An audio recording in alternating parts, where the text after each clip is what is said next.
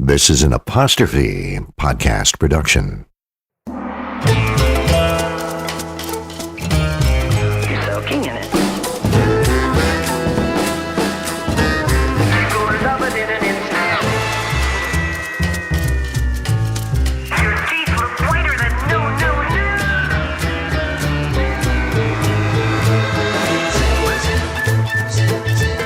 You're not you when you're hungry. You're in good hands with Austin.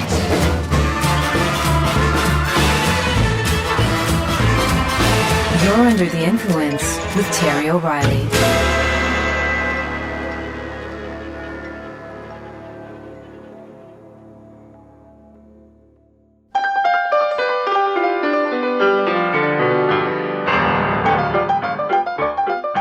Buster Keaton was one of the funniest comedic actors of all time. But he was also one of the most courageous. He was addicted to high-risk stunts, and he did them all himself over the entire course of his career. He never refused a stunt, no matter how dangerous, and often doubled for other actors who were too timid to take a fall, and he was the star of the picture. Joseph Frank Keaton learned his stunt prowess when he was 3 years old. He was part of a family vaudeville act that was called The Little Boy Who Can't Be Damaged. His father would throw little Keaton around the stage and design elaborate stunts for his son to dazzle audiences with. It was then that the younger Keaton learned to fall softly like a cat. In one of the traveling shows, illusionist Harry Houdini was performing alongside the Keatons. One day, he watched 6-month-old Keaton fall down a flight of stairs, then just smile and crawl away. Houdini said, "Wow, that fall was a buster." The nickname stuck, and little Joseph Keaton became Buster Keaton for the rest of his life. While Buster Keaton is known for his comedy, he is also known for one other thing: his serious face. During his vaudeville days, he learned that if he laughed at his own humor, the audience wouldn't find it as funny. The more serious his face was, the more they laughed. So a deadpan look became his trademark. He always played it straight and never winked at the audience. When you look at his stunts today on YouTube, they are still utterly amazing. More so when you realize he did them all with no green screen, no stunt doubles, and none of the safety gear used by actors today. In a 1928 film called Steamboat Bill Jr., Buster pulls off an incredible stunt. In the scene, the entire facade of a house detaches from its frame and falls down around Buster, but he is unharmed because he is standing precisely where there was an open window. To pull this off, Buster had to stand perfectly still, leaning 2 inches either way, and the 4,000-pound facade would have crushed him. As a matter of fact, he had to stay so still, he had his shoes nailed to the ground. The film crew even turned away as the building fell, convinced Buster would be killed. But he wasn't. He just stood there, stone-faced. But one of his most famous stunts was in the 1924 movie Sherlock Jr. In the scene, he is running along the top of a moving train. He gets off by grabbing the spout of a water tower, releasing a huge torrent of water that sends him crashing to the ground. Exactly as planned. Except the intensity of the water blast smashed his neck against the train rail.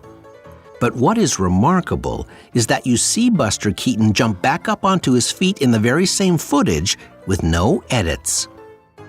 He suffered severe headaches for several days after, but kept working on the film. When he eventually went for x-rays, it was revealed he had broken his neck. Buster Keaton was virtually indestructible. He made 152 films from 1917 to 1966 and survived them all. He was the king of the stunts.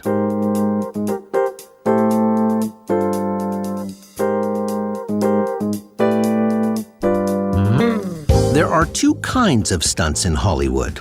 One happens in the film, and the other happens outside the film. The latter are called publicity stunts. Movies and celebrities need press attention, and one of the best ways to attract press was with publicity stunts. Hollywood perfected the art of the publicity spectacle way back in the era of Buster Keaton.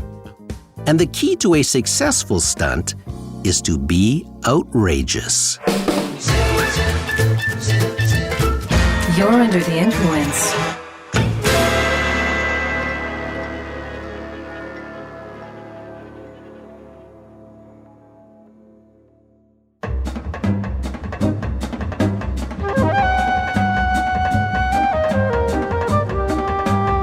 The Hollywood publicity stunt has been around for a long time. Many film historians point to Harry Reichenbach as the pioneer of motion picture publicity spectacles. Born in 1882, Reichenbach was just 13 years old when he ran away with a circus. It was while working with carnival barkers, magicians, and traveling acts that he learned how to draw a crowd. Many years later, he brought his brazen circus smarts to Hollywood. When asked to generate press for a 1920 film, The Revenge of Tarzan, Reichenbach pulled off one of his best-known stunts. He checked into New York's Hotel Bel Claire under the name T.R. Zan. He said he was a musician and wanted to install his Steinway piano in his suite. When the wooden crate arrived, bellhops helped carry the heavy box up to Reichenbach's room. Later, Reichenbach called room service to order 15 pounds of raw steak. The hotel manager immediately called him back to make sure the strange request was correct. Reichenbach confirmed. When the manager raced to accompany the waiter to the suite, they knocked on the door, and when it was opened, they were greeted with this. There was a full-grown lion prowling the room. The house detective was called, then the police were summoned. Next thing you know, the press was crawling all over the hotel. What the hotel didn't catch on check-in was that T.R. Zan really meant Tarzan. And with the lion stunt, the premiere of The Revenge of Tarzan was splashed across all the front pages. When it came to Hollywood stunts, Harry Reichenbach was king of the jungle.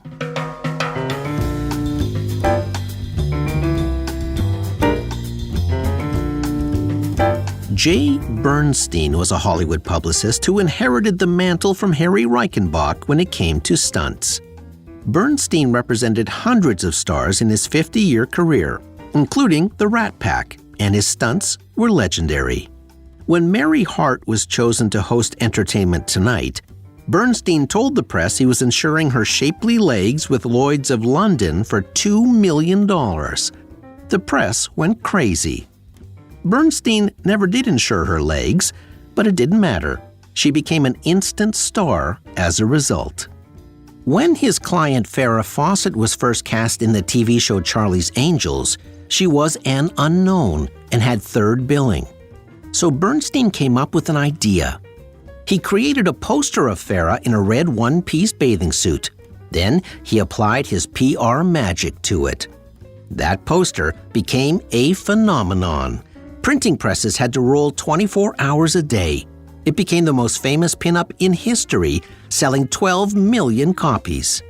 The poster was a star before Farrah was. It created Farrah Mania. Soon, Bernstein was fielding over 200 calls a day from journalists all over the world chasing Farrah Fawcett. When singer Tom Jones was trying to break into America in 1968, Bernstein was hired to help. Jones was performing at the Flamingo Hotel in Las Vegas, but the crowds were small and lukewarm. Bernstein instantly recognized the appeal of Tom Jones. He was a powerful singer with tight pants, a hairy chest, and the ladies clearly found him sexy. But in order to make a jump to the big time, Jones needed some kind of stunt, a headline-making stunt. And Bernstein had an idea. Jay Bernstein knew the hotel's management well, so he asked for a dozen bogus hotel keys with the flamingo printed on them. Next, he went shopping for ladies' lingerie and bought a dozen pairs of lacy panties. Then Bernstein invited the press to attend the show.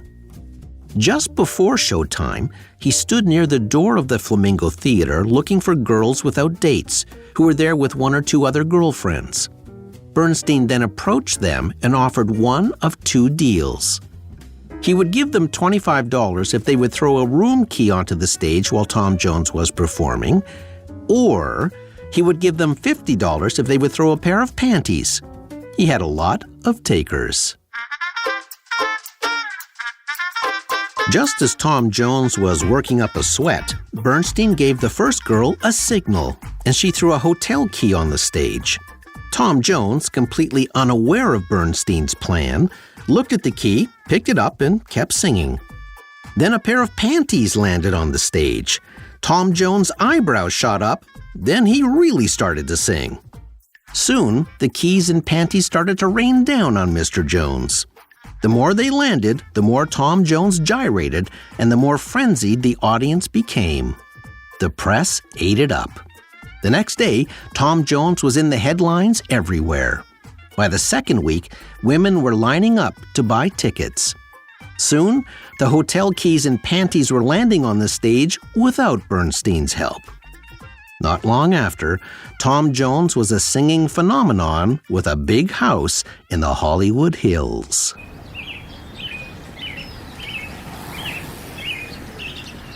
One day, legendary movie producer Dino De Laurentiis was walking back to his office after lunch and spotted a long lineup of people. Curious what film was drawing so much attention, he asked what movie they were waiting to see. That's when he was told they weren't waiting for a movie. They were lining up to buy tickets for the New York State Lottery. That surprised De Laurentiis, and it got him thinking. What if you created a movie with a plot that contained a contest where the audience could win $1 million? De Laurentiis knew that everyone had a dream of becoming a millionaire overnight. And maybe, just maybe, he could tap into that dream with a movie. The resulting movie was titled $1 Million Mystery. Released in 1987, the plot revolved around an embezzler who dies after hiding $4 million. His death triggers a mad race to find the money, with other characters searching for 4 hidden $1 million bundles. But here was the plot twist. The actors on the screen only uncover 3 of the $4 million bundles. The film then gave clues, both true and false, for finding the last million, which was up for grabs for anyone in the audience. There was no big star in the movie. The star was the $1 million. It was kind of a treasure hunt, and De Laurentiis hoped the chance to find $1 million would bring a huge audience out to see the film. De Laurentiis formed a partnership with Glad Garbage Bags. Although a seemingly odd collaboration, Glad agreed to advertise the contest in a national promotion, with entry forms and additional clues available inside Glad packages. It was a win-win. De Laurentiis got to advertise his movie using Glad's money, and the additional clues in the garbage bag packages fueled more Glad sales. De Laurentiis was convinced of one more thing, too. He believed the chance to win $1 million would also attract the infrequent moviegoer, thereby expanding his audience. The $1 million was not actually hidden. It was hidden somewhere virtually. But to win, the public had to guess where that virtual place was. As it turned out, a 14-year-old sophomore at a California high school pieced together the clues and figured out where the last $1 million was hidden. That hiding place was in the nose of the Statue of Liberty. The newly minted teenage millionaire said she planned to buy a horse and get braces and put the rest of the money into a trust fund. But here's the hilarious part of the story. The $1 Million Mystery movie cost $10 million to make, but only attracted just under $1 million at the box office in total. In other words, the $1 million movie marketing prize was actually worth more than the film's own box office receipts. Don't go away. We'll be right back.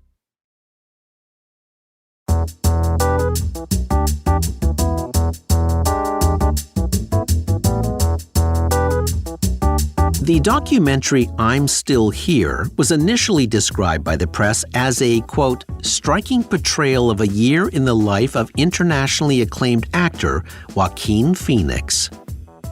Released in 2010, the film followed Phoenix as he announced his retirement from a successful film career and set off to reinvent himself as a hip-hop artist.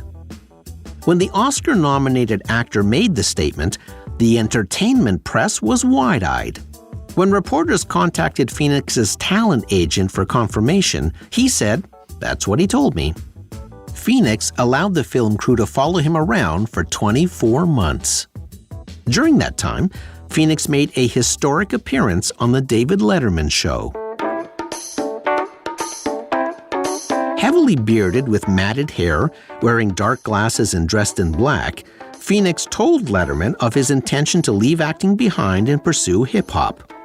He became more and more unresponsive as the interview progressed, mumbling and chewing gum, which only fueled Letterman's lacerating wit. What can you tell us about your days with the Unabomber? When Phoenix said he would like to perform some hip-hop on the show in the future, Letterman smiled and said, You know, that seems unlikely. When the interview was finally over, after 9 minutes of squirm-worthy television, Letterman landed his coup de grace. And Joaquin, I'm sorry you couldn't be here tonight. Not long after, Phoenix made an appearance at a Miami nightclub, rapped ineptly, and fell off the stage. When the documentary finally came out, reviewers commented on the remarkable access Joaquin Phoenix had granted the filmmakers. Critics called it, quote, sometimes funny, sometimes shocking, and always riveting, saying it was a portrait of an artist at a crossroads, a documentary where we watch an important artist having a breakdown. One critic called it, I'm Still Here, Not All There.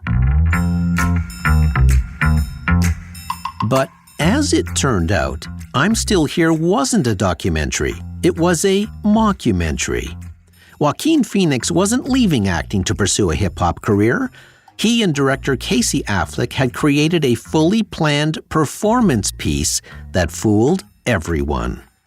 They were making a comment on the media's thirst for celebrity scandals, especially breakdown scandals.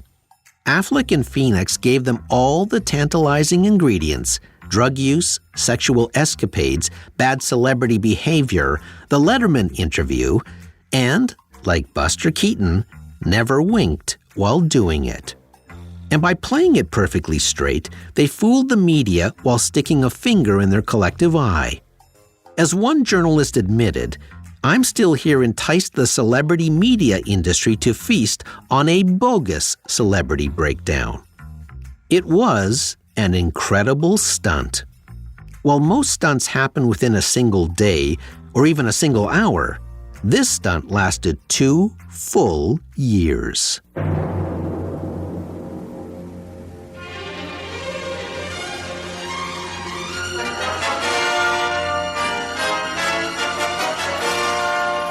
Probably the most expensive stunt in movie history took place in 1957. Mike Todd, third husband of Elizabeth Taylor, had produced the film Around the World in 80 Days. It had won the Oscar, and Todd wanted to keep the buzz going. 1 year after the debut of the motion picture, Todd threw an anniversary party. But not just any party. He rented Madison Square Garden. The marquee outside said, "A little private party tonight." 18,000 guests were invited to that little party, including celebrities, performers, and 400 press members. Mike Todd flew in theater owners and their local press from 87 towns where 80 Days Around the World was playing. Todd also convinced CBS's Playhouse 90, one of the most watched television programs at that time, to suspend its usual dramatic format to telecast the party live. Walter Cronkite was recruited to host. CBS agreed to pick up the costs of the broadcast, but there was a reason. It owned 10% of the movie. The scale of the Around the World in 80 Days party was astounding. The largest birthday cake ever baked was created especially for the celebration. It was 14 feet tall and required $15,000 worth of cake mix to make it. Elizabeth Taylor had to climb a flight of stairs just to cut the first ceremonial piece. That was after Taylor had made her entrance riding in on a pink elephant. A 24-foot Oscar replica was created out of 100,000 copper-colored chrysanthemums. The enormous base was made up of flowers flown in from florists all over the world. Boston Pops conductor Arthur Fiedler and a 100-piece band played as hundreds of dancers, extras, and bagpipers, together with dozens of horses, wagons, and elephants, marched around the floor. Duke Ellington was booked to play for the dancing pleasure of the guests. Champagne was served, along with 25,000 hot dogs, 200 gallons of vichyssoise, 1 ton of baked beans, 10,000 egg rolls, 36,000 donuts, vast tubs of ice cream, and 4,000 pizza pies. There were also elaborate gifts and giveaways on the floor. A partial list included an actual Cessna airplane complete with flying lessons, 4 automobiles, a cabin cruiser, motor scooters, record players, 1,000 record albums, 100 cameras, 4 mink stoles, 250 bottles of vodka, 10,000 imported cigars, 40 Siamese cats, and a rickshaw from Japan. These prizes were supposed to be given away in a draw using ticket numbers. But that many moving parts made the spectacle unwieldy, and it didn't take long for chaos to break out. People in the balcony seats soon discovered they had no direct access to the floor where the food, drinks, and dancing could be found. Anyone wanting to go down to the floor would have to go outside, then come back in again. Confusion reigned. TV cameras wandered aimlessly through the parade of animals and performers. Celebrities were interviewed, but no one could hear them. Interviewers kept looking into the wrong camera. Soon, guests started getting hangry. They jumped over the seats and ran for the snacks. Food fights broke out. People started throwing hot dogs. Women with ketchup-stained gowns were slipping on spilled ice cream. Men in black tie were splattered with baked beans. The cake was toppled. Horses and elephants started getting nervous. Then the guests started stealing the prizes. They simply walked off with the portable ones, and some made a serious attempt to steal the cars, plane, and rickshaw. When a camera caught Mike Todd wiping profuse sweat from his face, he angrily waved the camera away. An unhappy Walter Cronkite gave up trying to maintain any order, looked straight into the living rooms of America, and called it a madhouse. And the band played on. What was supposed to be a landmark in television history turned into the worst network telecast of 1957. The advance build-up for Mike Todd's Around the World in 80 Days party boasted a long list of performers and celebrities, which gave the program huge ratings. But what that big audience saw was 90 minutes of madness. No broadcast in the history of Playhouse 90 was so disastrous. It was like a car accident. You had to look. Cronkite would later refer to it as, quote, an essay on empty extravagance. TV Guide called it a potpourri of vulgar confusion, adding that CBS learned its lesson to never turn its network over to a, quote, hoked-up publicity stunt like this ever again. But the fiasco did get one entry in the history books because Mike Todd's little stunt cost $8 million.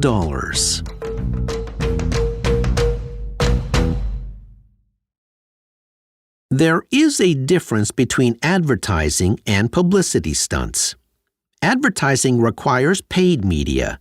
Publicity stunts hope to generate free media. Everybody wants free publicity, but in order to get it, a publicity stunt has to be big and bold or shocking and creative. Every celebrity or movie needs buzz, and Hollywood has always been home to the best buzzmeisters. From the earliest days of Harry Reichenbach, the trick was to be so outrageous that the stunt became catnip to the press.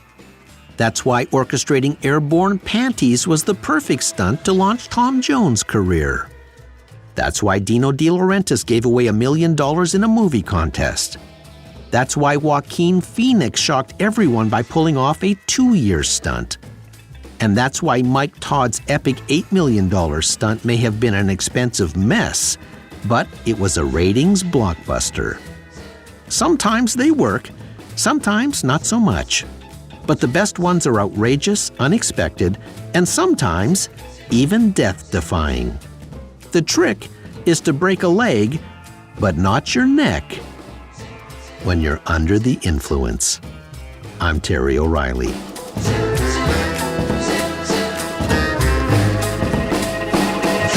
This episode was recorded in the Terrestream Mobile Recording Studio.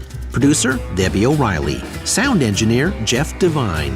Theme music by Ari Posner and Ian Lefevre. Research, Patrick James Aslin. If you enjoyed this episode, you might also like Movie Marketing, Season 1, Episode 9. You'll find it in our archives wherever you listen to podcasts. Follow me on Twitter and Instagram at Terry O Influence. See you next week. Fun fact, Buster Keaton was also in Around the World in 80 Days.